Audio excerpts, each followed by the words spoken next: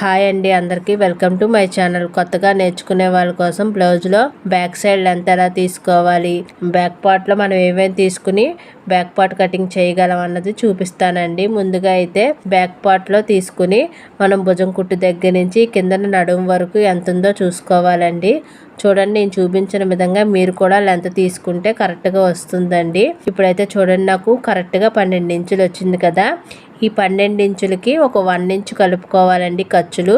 మీకు ఎంత వస్తే దానికి 1 ఇంచు ఖర్చులు కలుపుకుంటే సరిపోతుంది. ఈ ఖర్చులు మనం స్టిచ్చింగ్ చేశాక మనకి ఎంతైతే లెంత్ పెట్టుకున్నామో అంతా వస్తుంది.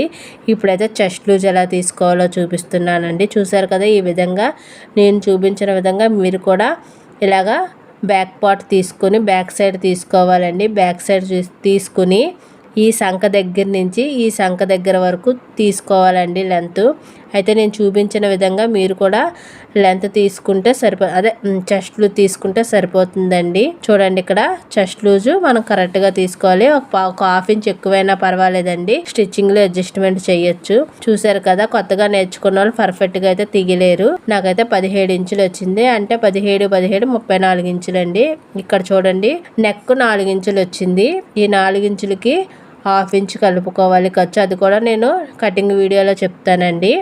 ఇప్పుడైతే మనకి ఆర్మ్ రౌండ్ అంటే సంఖ రౌండ్ ఎంత ఉందో చూసుకోవాలండి. బ్యాక్ సైడ్ 7.5 వచ్చింది. రౌండ్ కొలుచుకుంటే నాకు 7.5 వచ్చింది. బ్లౌజ్లో బ్యాక్ పార్ట్ కటింగ్ కోసం ఈ కొలతలు తీసుకుంటే సరిపోతుంది.